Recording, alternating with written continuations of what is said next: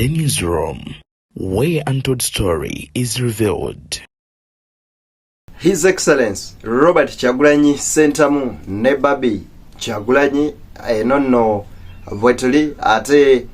Alex Waiswa Mufumbiro wuno aisizamu Genome House Kainerugaba egali ye mukaku bamutute talinya wansi ne waggulu nkugambye bimusobedde laba namboze kyagenze maaso n'okubeeranga akola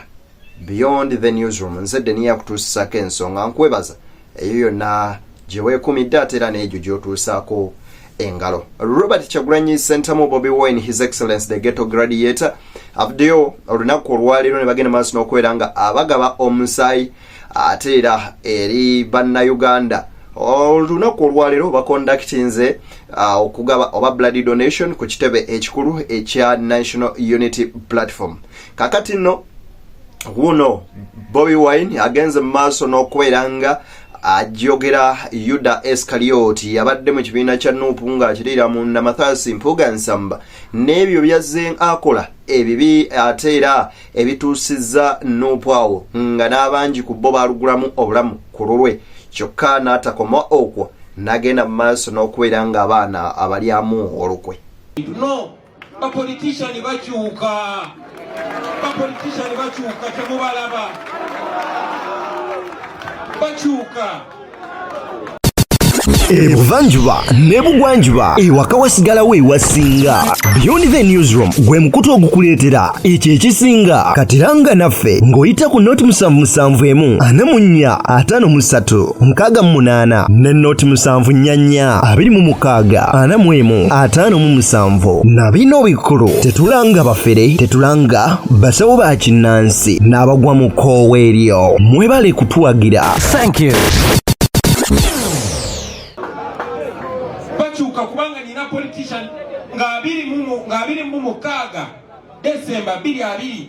no batemula Frank ne bakwane Ashraf ne bamwaso omutwe ngabiri mu mwenda wano politician yali atudde ne Museveni nga asatu kali ne politician yoyo nga batulya ekasese wa ekalangala Samatonyenya bambi ndi mu recording video. Njagala mumanye politician bakyuka naye gwe togenda kukyuka okujjako ng'embeera ekyuse. Muganda wange agenda maaso n'okubeera nga otalaba njagala okubeera nga nkusaba n'obuwombeefu bw'ekikeesha waggulu video soko gimpereka like ati bw'ogiwa like bw'ogiwadde muliro ogugitambuza okutuuka ku buli ssekinnoomu gyali eyo ate era yakasooka okulaba video zaffe nkusaba n'obuwombeefu bw'ekikeesha waggulu soko subscribing tusobole okubeera nga ate tutambulira wamu munywanyi.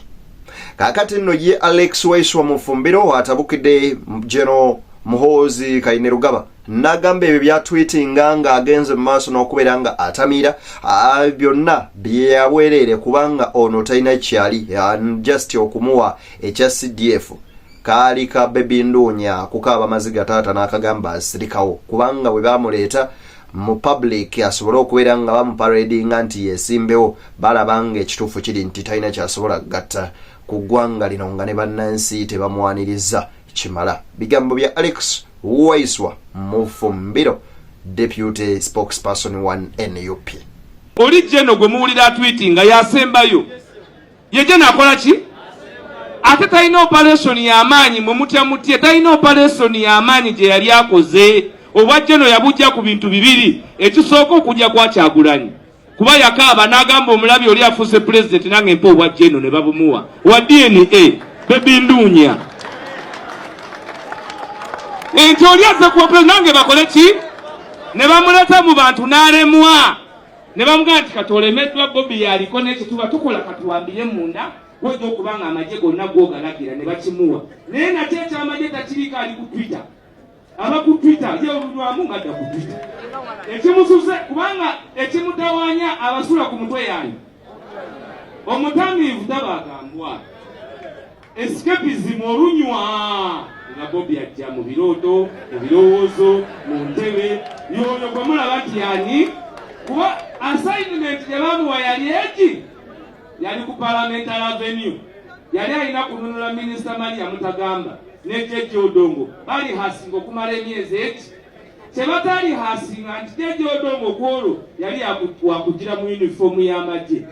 kakati Muhoozi bamuleta mu helicopter okununula Maria Mutagamba yasooka kulaba uniform y'amagye n'addayo naye nga bamutendekedde emyezi emeka kati yoyo Gino wammwe ne bwasanga Bobby ayinza okudduka mwaze mbabuulira ayinza okukola ki kati mwe muzanye paati yammwe muzanye ki kakati nno ye Mukaaku bamututte nti agi ono agasimbaganye n'omubaka Honorable Betty Namboze bakireke Madamu Teacher kwoteeka ne banne ng'agenda mu maaso n'okwera ng'ajavuna Kyagulanyi wabula nkugambye kata ate agende mu maaso n'okubeera ng'afuna ensambagere lwaki otya okwogera nga abantu bakubuulira bayirawe nakyo kankikubuulire ebivulu article 40 of the constitution bakibaita economic rights tonyomanga muyimbi kati kankubuulire lero omushana kankimubuulire kankikunyonyole Zelensky bagamba nti Putin agenda mukubira mu mwaka gumu tiyali munakatemba agenda mu myaka emeka gwe Mukaaku tosobola kuyiya gwe bayirawe nakyo kankikuddemu toto ati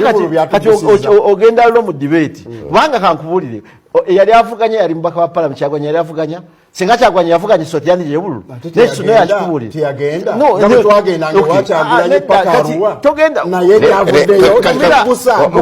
kumira kyenkunyonyola mulwana kakati nno ye His Excellency Robert Kyagulanyi Ssentamu alina obubaka abwasindise naddala eri abo bannabyakwerinda neri President Museveni namugamba nti atugenda mu kalulu mukeetegekere nnyo nnyini ddala naye ono omwami tugenda kubeera nga ate tumujjako ayagala oba tayagala alina okubeera nga mwana tu ava ku ntebe y'Abannayuganda. Omwaka guno ogujja mu taking a very very very very serious. Lwaki?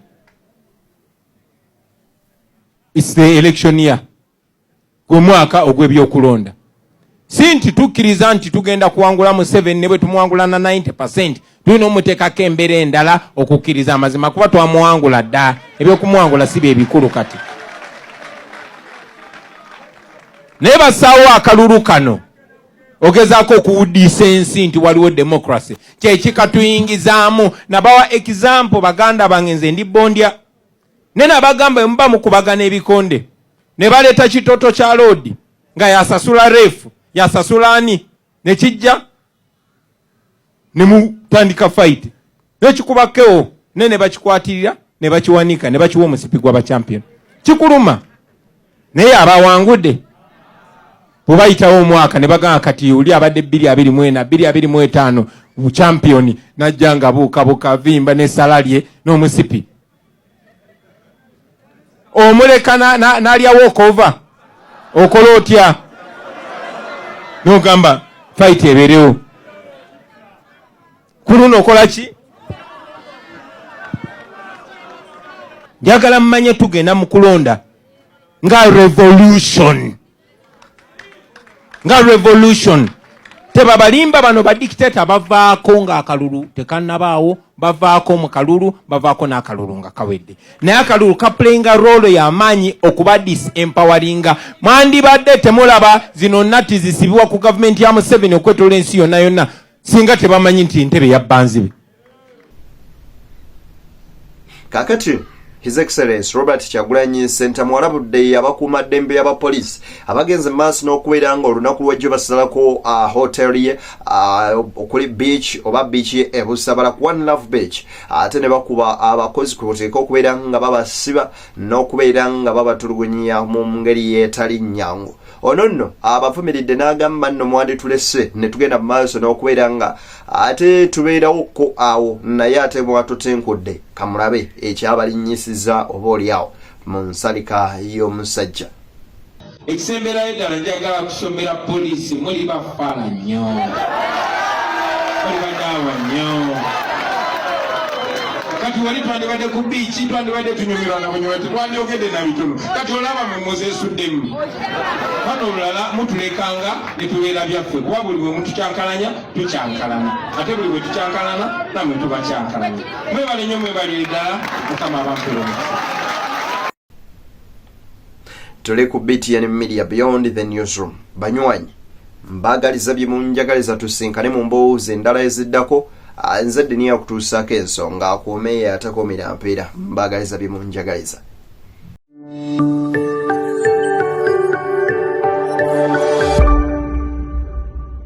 Beyond the Newsroom, where untold story is revealed.